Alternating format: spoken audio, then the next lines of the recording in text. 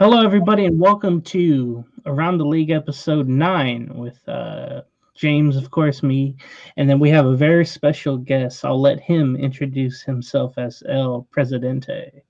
El Presidente, Todd Fox in the house. Pleasure to be here, sir.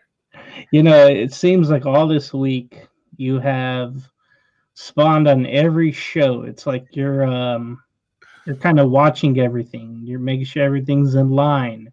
And I think the worst of all, you had to come here and try to get it all situated. And it's just been a mess, but I'm happy you're here.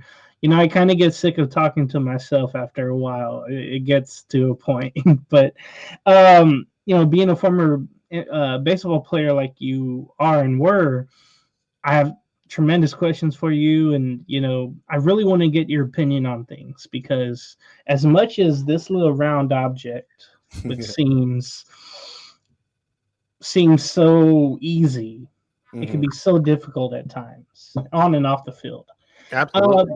Yeah, so be sure to follow HITI on Facebook, Instagram, YouTube, and on X, by the way, what used to be called Twitter. Fernando does a great job with that. He mentions people on there, and then also check out all the was it the questions of the day on Absolutely. the platforms. Always something going on, hot takes, all the programs on YouTube, and then on Believe there is the podcast form. When you don't want to see faces, you can hear the words. So yeah, check out HITI on all social media platforms.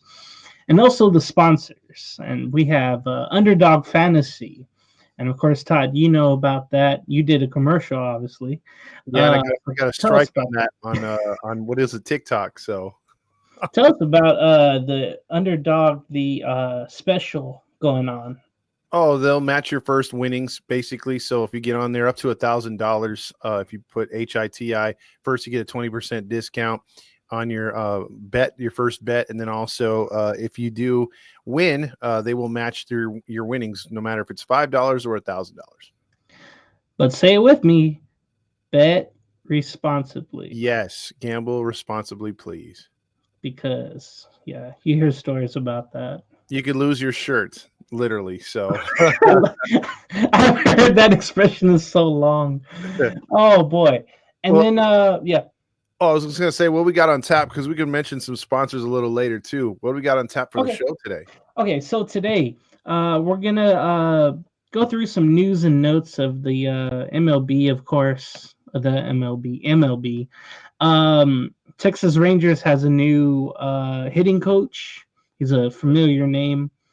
We're gonna talk about the Pirates and the mess on and off the field they've been going through. The fans, the ownership, Paul Skeens, everything going on. I mean, it's almost been a tragic start to the season, and I mean that literally.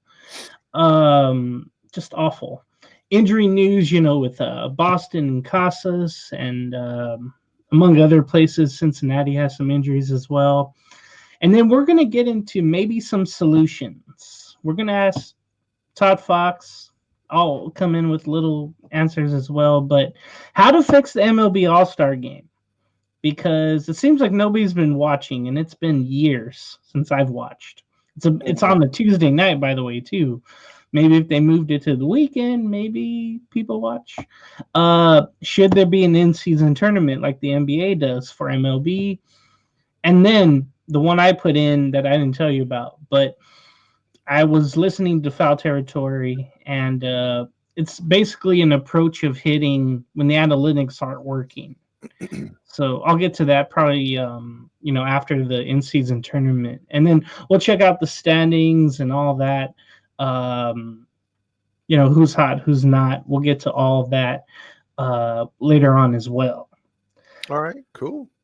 So I do have to mention a former player. I think we have to start off, of course, with who passes away. But today, the former outfielder of the Chicago White Sox, when they wore those shorts and that collared uniform that for some reason they thought were cool back in the day. And he also played for the World Series winners of the 1984 season of the Detroit Tigers. Chet Lemon was a outfielder Three-time All-Star, solid outfielder. He would make leaping catches at the wall. You know, back in the 80s, late 70s, when they didn't have, ESPN and, you didn't have your phone to look at highlights or whatever the case was, there was This Week in Baseball. And it always seemed like he was either in the intro or he was making the great plays and it would be called out.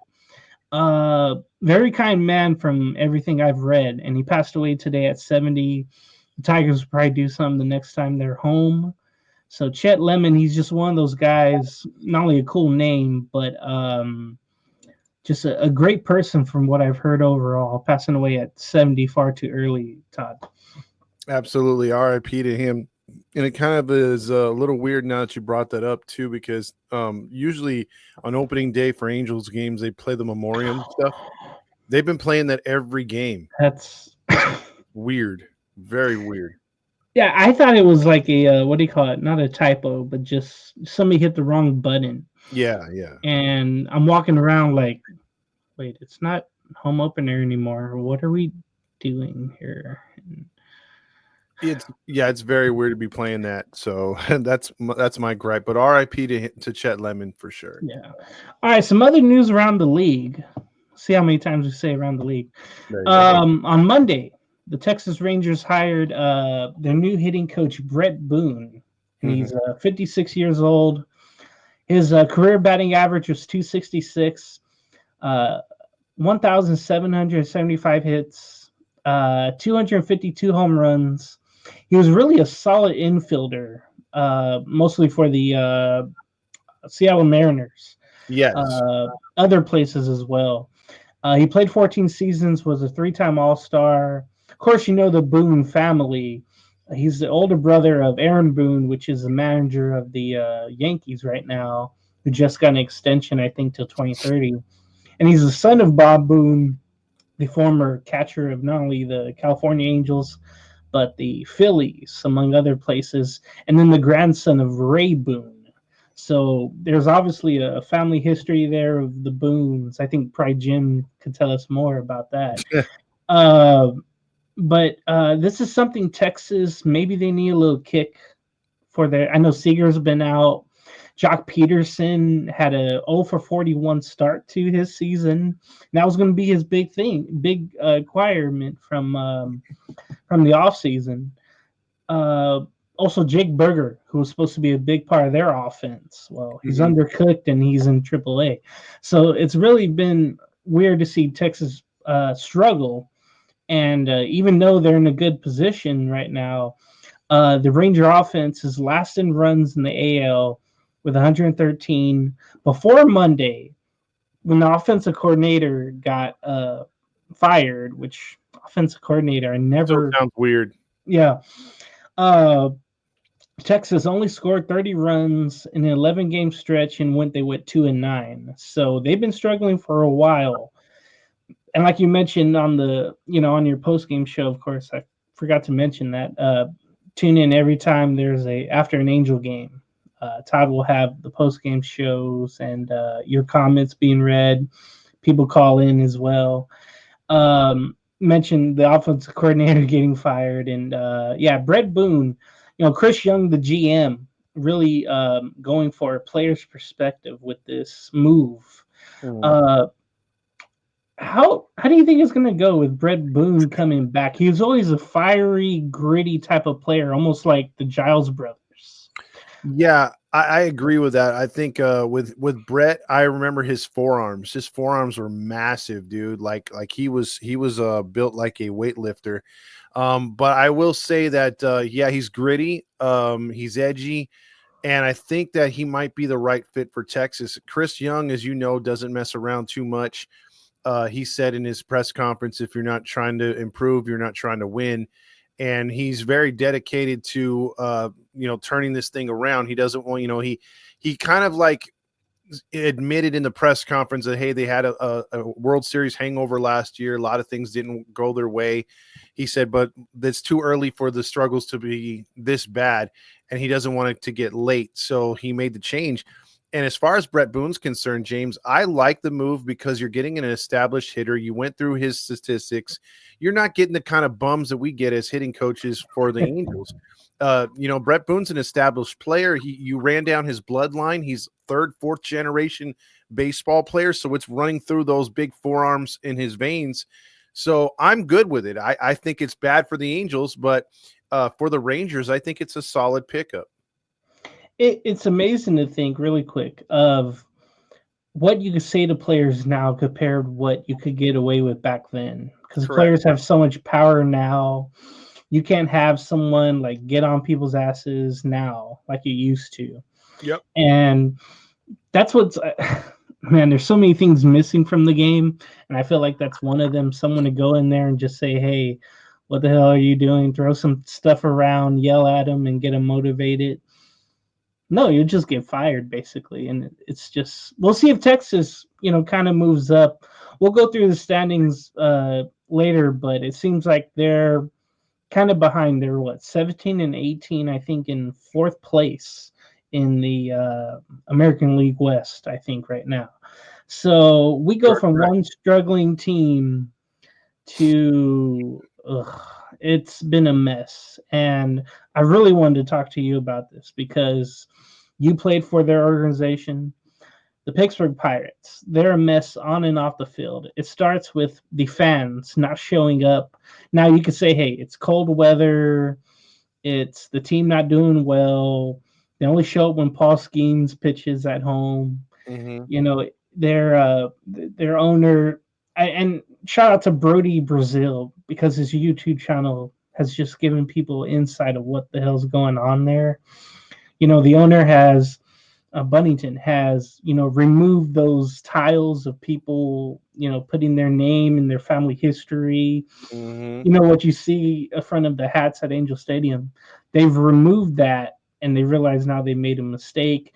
He's never spent on the team. Like the most he's done recently was just give extension to players that are fringe franchise players. He brought back McCutcheon for a third year, but that can get kind of old after a while.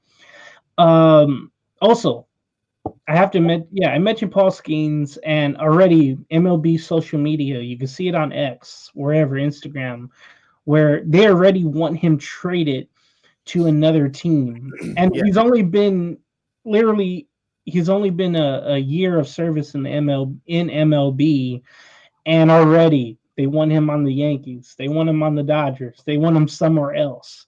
Yeah. It's almost like Garrett Cole all over again. Mm-hmm. So the team in last place, there were some high expectations, but maybe just for competing for wild card, but they're not even there. But I think worst of all is what you saw last, I want to say Wednesday. And I talked about it on the last episode of Around the League, where that fan was overserved, underage, and of course drunk. He ended up flipped. I'm never going to show the video here or anything like that, but he flipped over, spun 3 times in the air, fell from the 20-foot wall down to the dirt. He's still, he's lucky he didn't die, to be honest with you. And it's just one of those things where all these things happening for the Pirates, they removed the Clemente sticker off the wall to put a seltzer advertisement there, and the fans see it and say, no, put Clemente back. All that being said, you being a former Pirate in their organization, how the hell do you fix the Pittsburgh Pirates right now?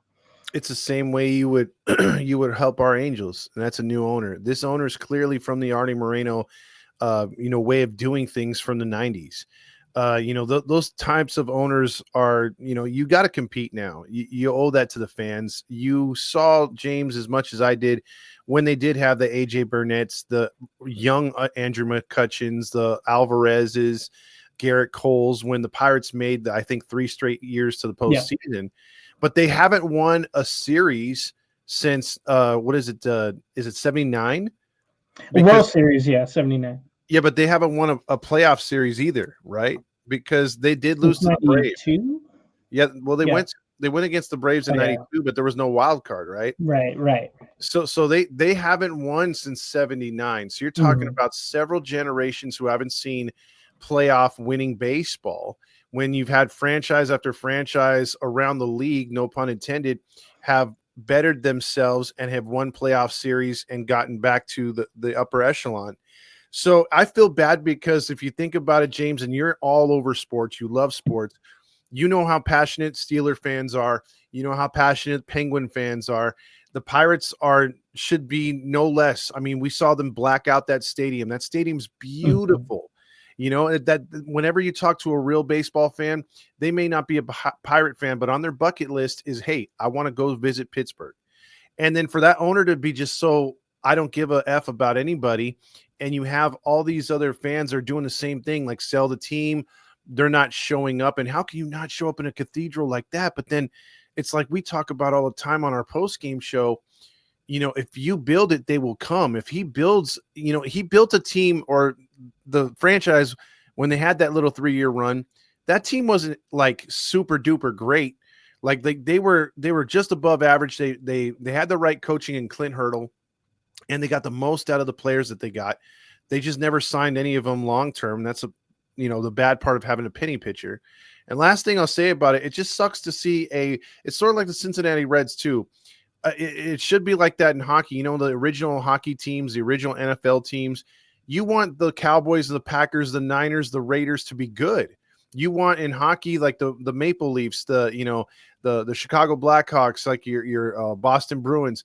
You need some of those teams as staples to win. Cincinnati and Pittsburgh are cut from the same mold. Cheap ass owners who don't want to spend. They're spending the very league minimum. They're getting all that money from the revenue sharing and not putting it back into the stadium and wondering why the fans want them out.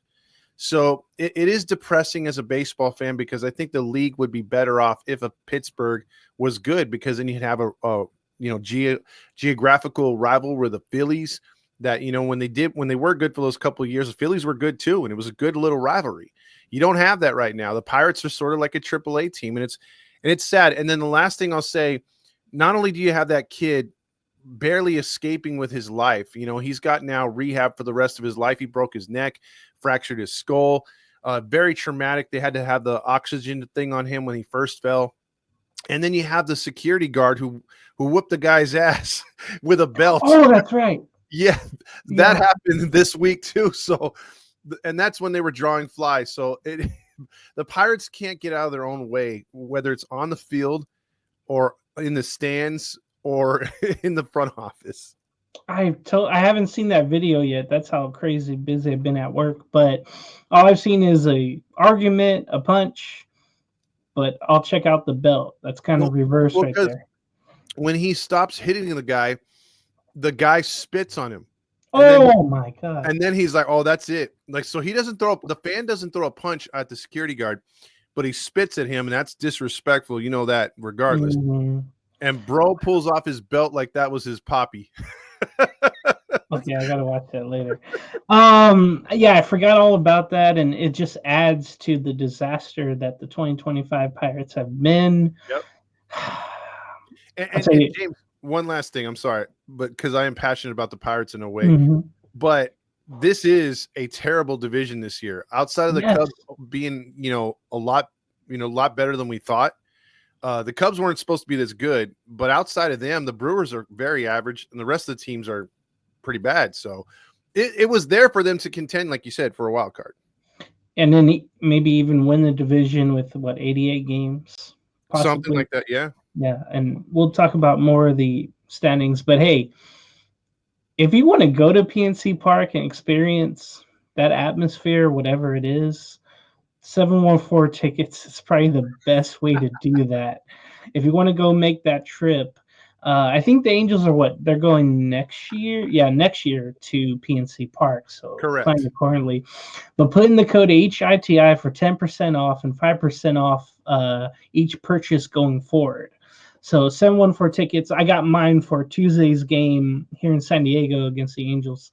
Concert tickets, theater tickets, playoff tickets, nothing in SoCal anymore, but we had the LA Kings lose, and and whatever else. But it's all there. Whenever, football comes around, which doesn't seem too long, the season is getting late early for the Angels. So, any words on 714 tickets and how they've been amazing for us? Yeah, they've been very amazing for us. You could use that HITI code over and over and over. So it's not just a one-time, hey, get it out of the way like Underdog. This one's over and over and over. And like James says, you occur 5% every time you make a purchase. So you can go to your little earnings too, and all of a sudden say, hey, man, I have $15 in earnings right here. I could use that could pay for a ticket by itself. So 714 is the price you see, the price you get. So if it says $25, guess what? It's $25. There is no hidden fees. It's not like Ticketmaster where it's like, cool, $25. And then you hit checkout. It's $48 because they put the service fee and taxes on it. So they don't tax here at 714 tickets. So that is the place to go to get your tickets right there. Yeah, I've used it a lot. I know Fernando had like $81 on his account, and he used that toward, I think, Ranger tickets in Texas, I want to say, when the Angels were there. So yeah, it's a great deal. Again, I used it, so I'm a user of it. So the next question, the next topic we have here is how to fix the MLB All-Star Game. The ratings have been down for a decade plus, I want to say. Maybe even no, yeah. Anyway, NHL, I wanted to mention them because they recently canceled their All-Star game. It was supposed to be in Long Island for the Islanders, but they canceled it for their Four Nations tournament, which was a hit this season. Where they had USA, Canada, I think Switzerland, and someone else have a little tournament, and it was very fun. I think it was Finland. Yeah, thank you. It was Finland, and it was a lot. I even saw some of it too. It really seemed to help the popularity of hockey and internationally too, because it got everybody in there. It's national pride. I mean, that's what it comes down to. And real quick, those players are playing with broken jaws. Injuries that would literally keep them out of the National Hockey League. They wanted to play. You weren't going to tell them no. There was even someone who got hurt in the tournament, and they did come back later this season, and they're still in the playoffs. But how to fix the All-Star game? It's probably a loaded question. For me, probably like every other All-Star game format, kind of get rid of it. NFL, of course, has lowered themselves all the way down to playing flag football, which is pathetic. And whatever else they do during the week, which it's dodgeball, whatever crap like that. Should MLB? I was thinking about this. Should MLB have the WBC finals during the All-Star break weekend? Every 4 years when they have an All-Star break, or should they have a USA versus the world the other 3 years when there's not a WBC going? I was trying to think of that, and then other ways to fix the game. You can't really, because it's baseball. You can't just you already have a home run derby before. You have a rookie game before that. Do you move it from the weekday to the weekend to draw more people in? Todd, how do you fix this? I'll look at it this way. Like the NFL's ruined. I think what we talked about on Unfiltered was maybe the NFL, should go to just an award show, sort of like the ESPYs, but with football players, since they're not going to play. And then the NBA, I don't know what the hell they're going to do with that. It's pretty pathetic as well. And I've come to see what baseball has done. And, when they used to play before, it was more of honoring, you were there to see the starting lineups, your player wearing your jersey from your hometown. And then also, they would bring out relics from the game to be out there with those players. And it was really cool. It was a celebration of the game. You really didn't care about who won, but you had that pride of, okay, my team's American League. I hope we pound the National League. But with Interleague, and then you got into the whole home field matters, and that kind of worked for a couple of years. I got used to it. Now they went back to nothing's on the line. It's lost everything, bro. And I know that if the Russia war wasn't going on, I've heard that hockey would have had Serbia and Russia. So it would have been 6 nations. And, Russia's always the forever bad guy. So that would have been a cool bad guy to go along with the US and Canada. It would have drove the ratings even higher, I believe. So I think with baseball, it should be that too, because again, I mean, there's never an empty stadium. It could be Australia playing Britain and it's a full stadium, and maybe you could have like 2 or 3 fringe minor leaguers on both those teams, that, or at least AA guys, something like that. Or you have something that, I know the teams have gotten better, but there's just not those big names, but it still attracts big crowds. And then especially you get Korea, Japan involved, Team Mexico, America. I mean, it turns into a big thing, Dominican, and then you have these fans that are going nuts. I think it would be a great idea, James, to have them play, like you said, all those playing games in the preseason of that particular year, or just do it every year. Like start these guys in spring training and have them play these games. And then when it gets to the All-Star break, since you're starting the season earlier every year, just push it back 2 more weeks. And you could play a lot of those games in the spring training to get them out of the way. And then once, you don't have to worry about injuries once it gets to midway season, because then you take maybe a week or 2 off to play the round robin of however many teams. So if you have the Elite 8 make it, you just play the quick tournament. And then at the very end of the All-Star break, head to head for national pride, whose country wins this year's WBC All-Star game. So I like that kind of way of doing things, but I don't know if the MLB will space it out enough in the middle of the season to give you that time to do those games. Yeah, because they want to make their money. The owners want to make their money, and they're worried about their best players getting injured during their games that aren't being played on their time. You look at Edwin Diaz a couple of years ago getting hurt in that WBC and out for a whole season. I know the Mets didn't like that. But that's the risk you take. I mean, James, let me ask you this.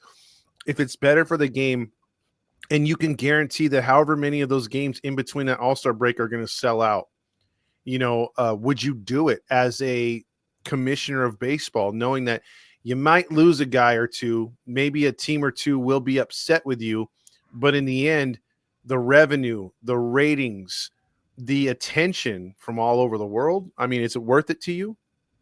I know the only time that Marlins Park in Miami is filled with not just first deck, but all the decks, is during the WBC. Correct. When the Yankees come every other year, and sometimes when the Mets are there, kind of like this year.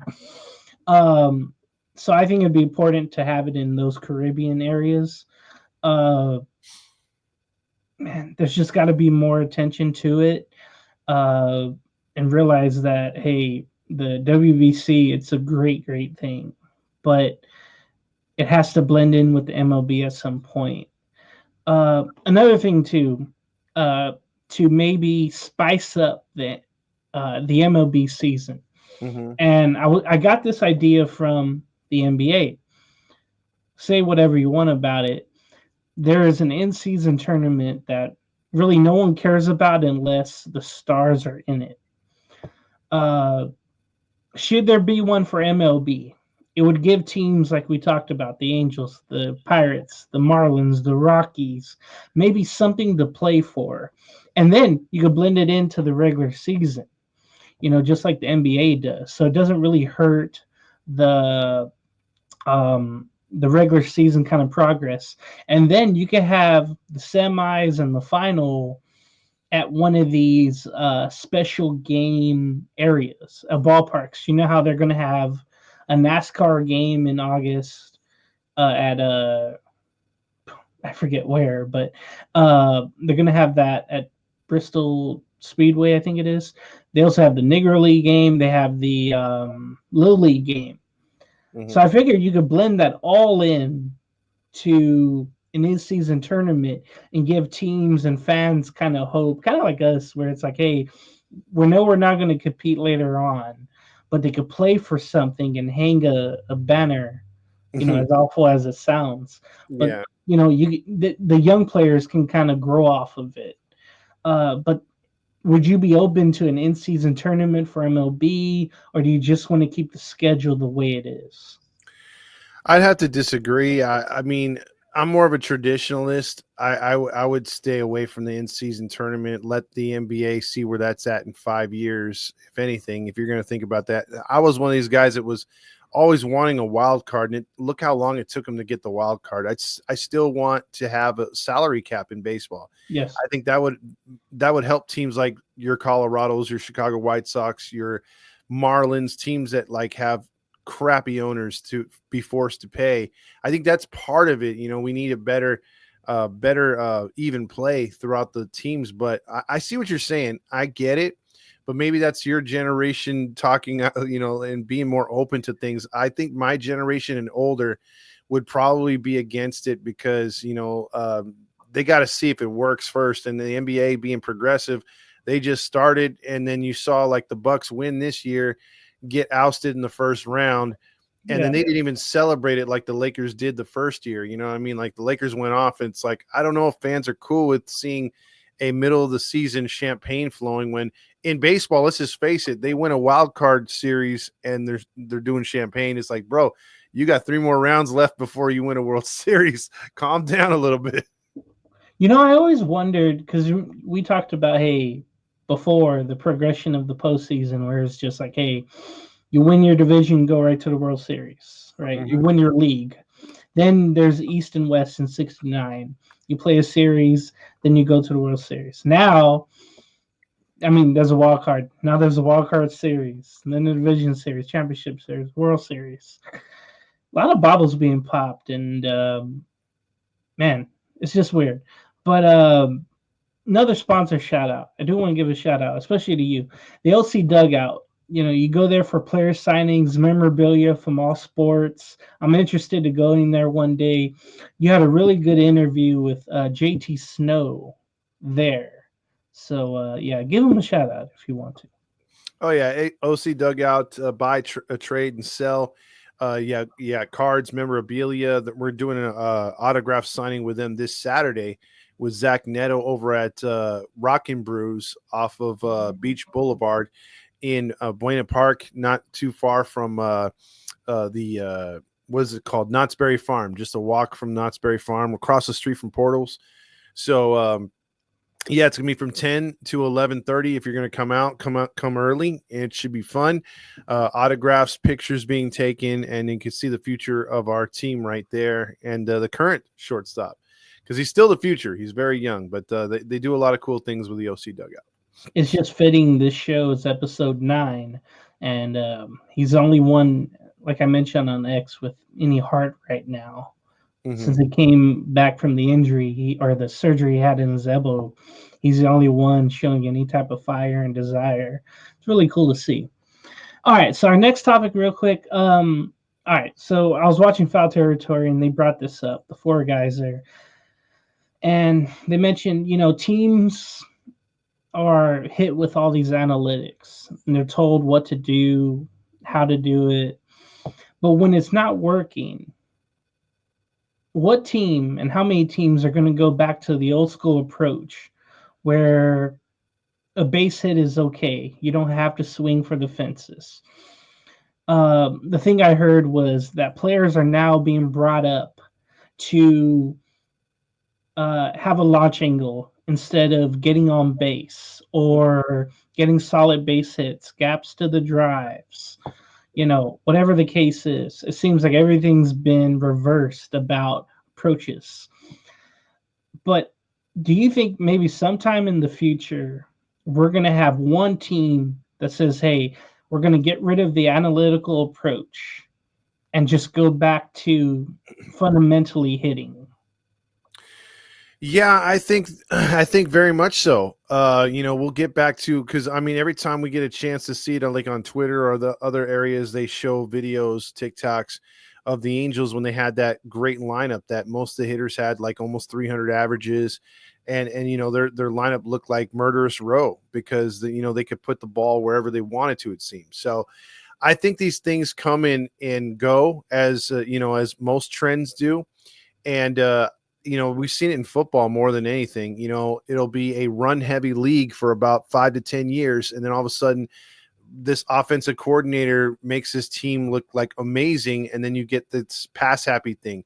It was the in football, it was the what was that play where where the running back would be in the shotgun? They had Wildcat. Yeah, the Wildcat was a thing for a couple years. The RPO is still kind of good, but you could see it fading away. You're seeing teams want more pocket passers. I know I'm getting away from baseball, but I could see the same thing happening, like for a while there too, James, a few years ago, it was all about the power pitcher. Now with all the injuries, it's like you don't really need the power pitcher. They're looking for guys that just have great breaking balls, sliders, curve balls, four seamers. And then so it's not about the velocity with the pitching anymore. Now, like you said, it's launch angle, the value of a stolen base, a walk are greatly devalued. It's just it's embarrassing though. Okay, I'm gonna sound like an old person, but I'm gonna say, hey, it's embarrassing how the game has just changed. And welcome to my world, James. It's just generic, it's boring, it's Taylor Ward basically. Looking down the middle for strike three, swinging and missing or popping up. And eventually one goes over the fence. Yeah, like say for instance, like right now that you brought up Taylor Ward.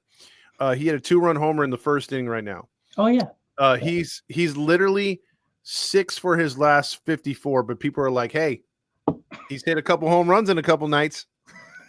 The bar was here and it's way down here now. Just imagine one last thing for me on this topic, James, because it's an interesting topic. I want to ask you a question, obviously, of guys who have passed away. So I want you to speak for them. Let's just say Teddy Williams is alive, Yogi Berra is alive, Pete Rose can speak freely. All these guys that played in the 70s and 60s. What do you think they would think about today's game compared to theirs? Okay, I just had a thought, like an image in my head. You throw, because Ted and Yogi were managers. Correct. So you throw them into now, and it's basically like having Ron Washington there or Bruce Bochy of those ages. Mm-hmm. And you can imagine some analytical guy with, glasses and, the pocket protector for his pens or whatever coming in and saying, hey, this guy, he just needs to try to hit a home run every time. Or, this pitcher, you can only use him, 3 times a week. And I can imagine all the swear words that all the other, Ted Williams, Yogi Berra, Larry Boa, throw him in there. Yeah. All the great hitters from back then, though. Frank Robinson, who was a manager too. Sparky Anderson, Don Zimmer, all these, Lasorda, especially with his mouth. Mm-hmm. They would all be appalled, and they would literally just start throwing all the, tablets, computers away, and making that office maybe a buffet place or something, the analytical office, just getting rid of whatever. Yeah. Like they would have gut feelings. They would go with gut feelings over what a computer would read. Well, they wouldn't even know what a computer is because they're not from this generation. Correct. Or not a computer, but a tablet. They would think it's something devilish and stomp on it. So, man, I would love to see someone do a reel like that where they get the two generations together. They also complain, hey, why isn't the All-Star game a big deal anymore? And try to have the new generation explain it. Oh, that'd be awesome. Now, what's unfortunately goes on in any generation is injuries. Boston, their first baseman, Tristan Casas, will be out for this season, rest of this season and some of 26. He suffered a ruptured left patella tendon on May 3rd.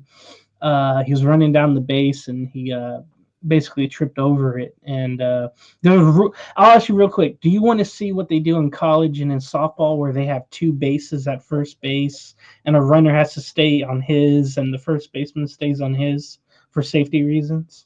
No, I think you keep the game the way it is. I think you just got to, I know freak things happen. We've seen it with our players too, back in the day. So it's sad. It sucks, but I don't want to mess with the game. I think they made the bases bigger for a reason, and I'm good with that. The whole two base thing, nah, it's more softball to me.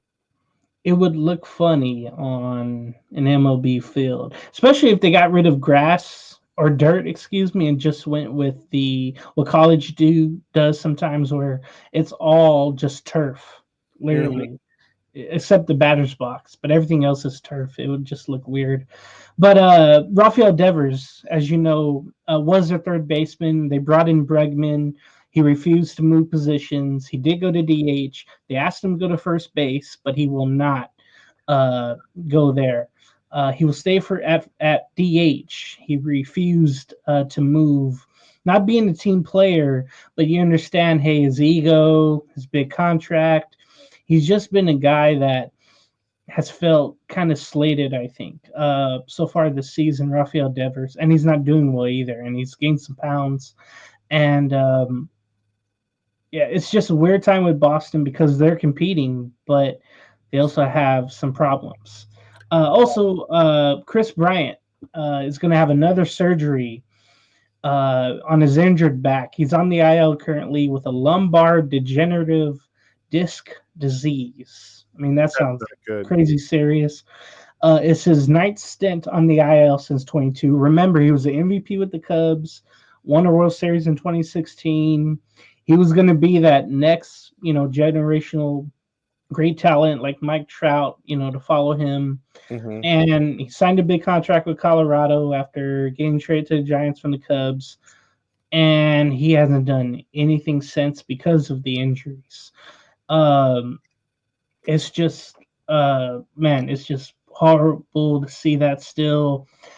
Uh, I don't know how to transition from that, but before we get to the standings, we got to mention Brewheim. Now, me and you and all the Rob, Vince, I forget who else was there. Family was there, of course, but Brewheim. That was my first time there. Really great location.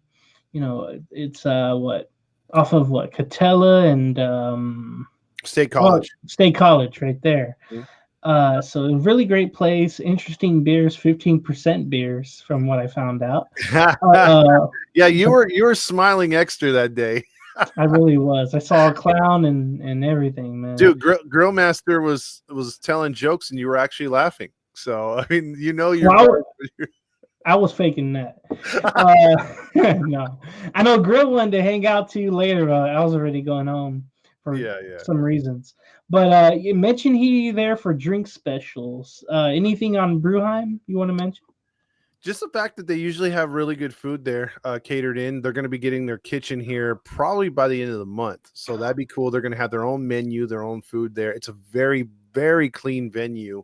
And different areas, if you want to sit and lounge, they have a lounge area. If you want to go out in the patio and be protected by the sun or the stars or Yeah. whatever, sit outside, they have tables with the propane flames. They have nice little booths if you're bringing your girl there or your boyfriend, whatever, to have a date night. And then they have the traditional bar style setup with your bar stools or your high raised chair benches.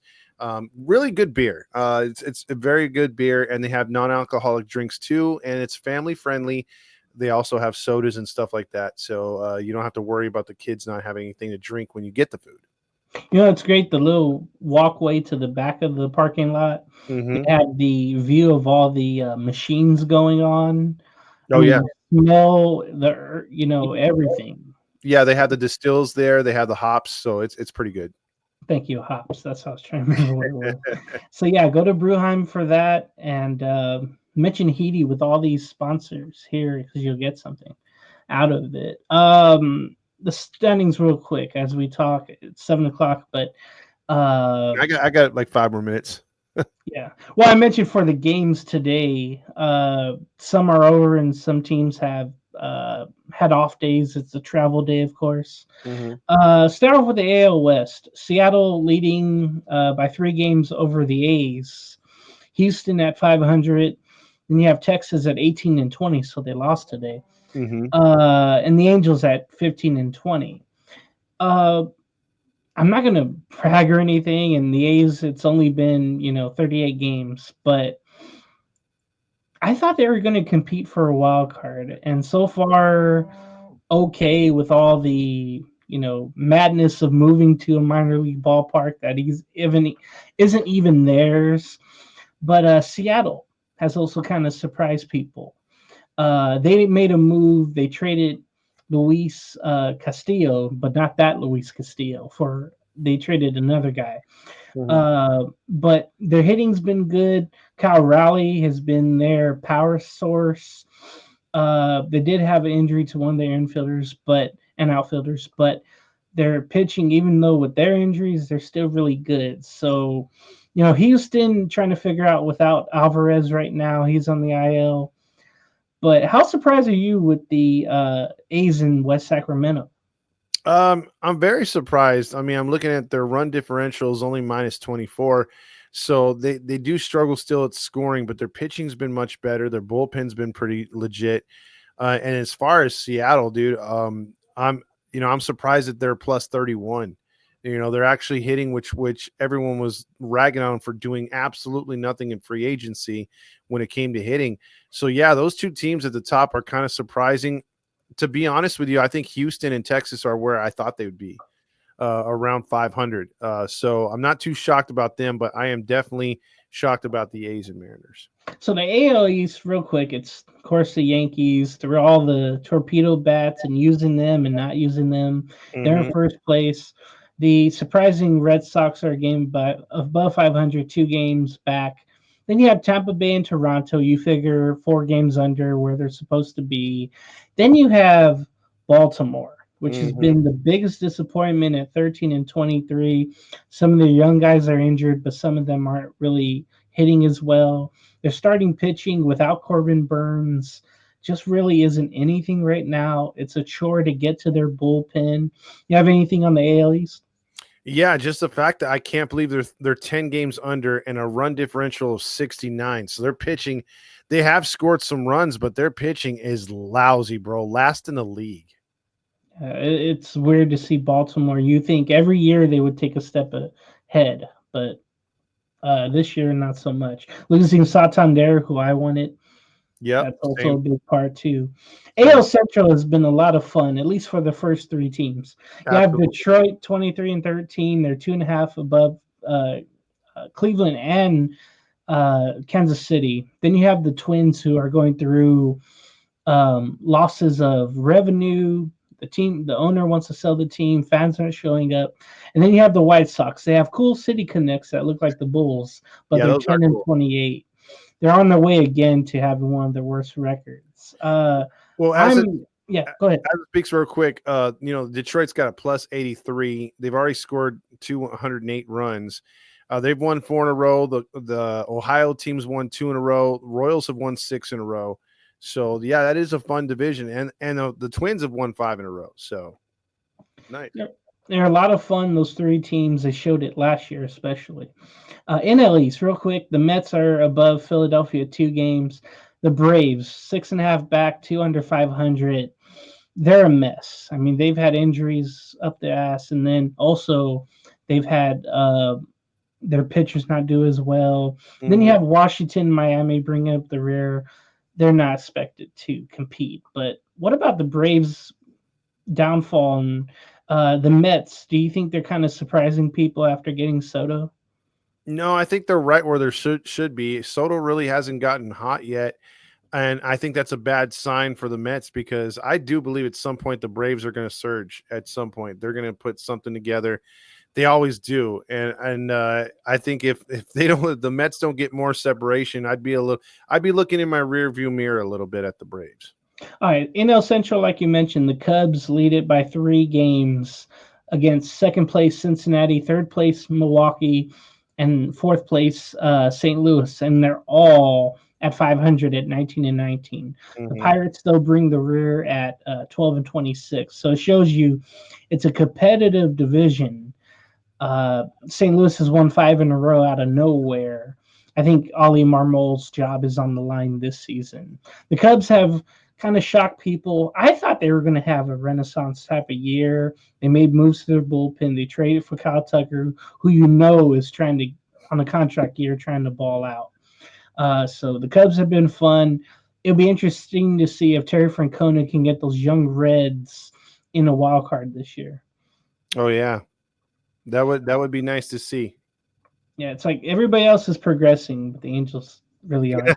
The Dodgers have awakened. They're 25 and 12 at first place. They're a game and a half above San Diego and San Francisco. And then Arizona is 6 back already. And then you have Colorado, who is 6 and 31. They're already on pace to lose 120 games like the White Sox did last year. It's just awful. I bet being a Rocky fan as well. It's a great ballpark, like we said about Pittsburgh, but no one wants to show up. Well, let me ask you that because I know you're going to talk more about it as the season goes on. The NL West, it's very competitive. A lot of good teams over there, but with the Colorado Rockies, like you said, they're 109 minus as far as runs scored, 2-17 away. They've lost 6 in a row. I'll leave my last question for you, James, Mr. Around the League Show. Do the Rockies break the White Sox record from just last year? I think so. Usually, the whole thing nowadays is trending, and you always try to one-up someone. Correct. But in a bad way, the Rockies are trying to one-up the White Sox, who are actually – they're not doing well, but they're doing better than last year, and that's an improvement already. But the Rockies, they have literally young players. They have Bud Black, who's there, who just got extended too, and he's just there taking the bullets, basically. He is. It's just awful to see for our former pitching coach back in the day. Yeah, I think the White Sox are. You know what? I think they'll have 120 right on the dot. They'll tie the White Sox. Oh, okay. So that would leave them what, 42 and 120? Yeah, because that would make 162. Yeah. I'm gonna go a little lower. I think they finish with 40 even. 40. I wouldn't mind that. That'd be nice for the White Sox, especially, that really haven't had anything to hang their hat on. But it's like, hey, at least we're not the worst in our generation. Exactly. They are now. All right, so it's been a fun Around the League show, episode 9, of course, with Todd Fox. You can see him on the post-game show, whatever else shows he does. He'll have the little shorts, and maybe you could drop some shorts from this episode. Oh yeah. And any final thoughts? No, other than it was a pleasure to be on the Around the League show. Anytime you want me on, bro, I'll come on. Or I know Rob's been itching at me to get on the show with you too. So yeah, if we can have it at this time and not when I'm like half asleep after work. I think today, Thursdays will work as you watch this on Friday, of course, everyone. Be sure to like, follow, subscribe on all the HITI social media platforms. Watch all the programs. Check out the sponsors, of course. And thank you for watching Around the League episode 9 with guest host Todd Fox and me, James. We'll see you next time. So long.